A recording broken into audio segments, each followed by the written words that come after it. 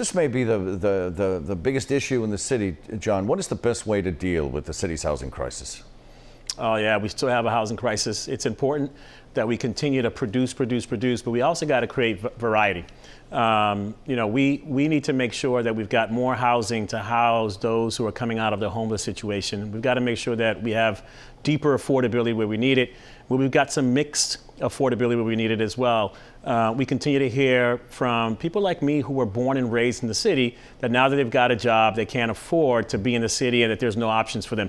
And so flexibility as we continue to produce is really critical. Should developers be mandated to build more affordable housing, for example, or build more rent or install rent control? I mean, is there something like that, or both? Is there something like that's necessary? I was proud of the fact that we were able to get the authority as a city of Boston to increase linkage. And so the mayor just increased linkage that actually is pulling more money from development from Boston to go into affordable housing.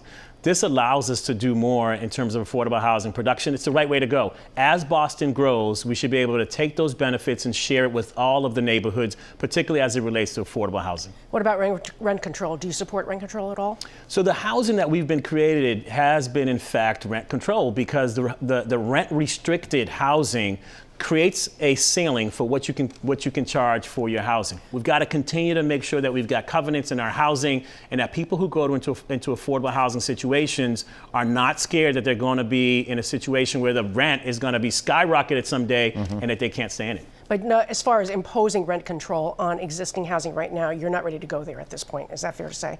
Yeah, I think the situation right now wouldn't warrant, as we're trying to bring our economy back, to impose on existing stock any kind of cap. But we do need to make sure that we're building more rent-controlled housing in the city of Boston today. I want to ask you about the police. Where do you stand, first of all, on mandating body cameras for all police officers? Yeah, it's something we need to do. In fact, as I worked with the mayor to urge that we do a police reform task force, one of the recommendations is that we go all in on body cameras. The mayor immediately accepted that recommendation. I'm ready to go in, work with the police, and get that done. And what about the police budget? Does it need to be cut further? And if so, how much? We need to review the police role in how they respond to calls in Boston. We need to provide more mental health assistance and professionals in Boston. We need to create more ways to respond to things like if someone was intoxicated and laying in front of my door at my house, who do I call? The police responds to everything. Let's look at those roles. Let's shift their budget so that other people can respond to those calls, not police. And what percentage of the budget are you talking about shifting? Are we talking 5%? We're talking 2%? Are we talking 20%? I think when we start looking at those roles and changing those roles, it's going to be a big number. It's going to be a big percentage of the police department's budget. But we've got to create the systems. Shifting money and not making sure that Boston can still get the services that it needs is irresponsible. But you're not ready to give us a number yet. I've got to look at the plan for what we're going to change in terms of police response, take a look at the numbers associated with it, and then we can look at the numbers. Our thanks again to Boston mayoral candidate John Barrows.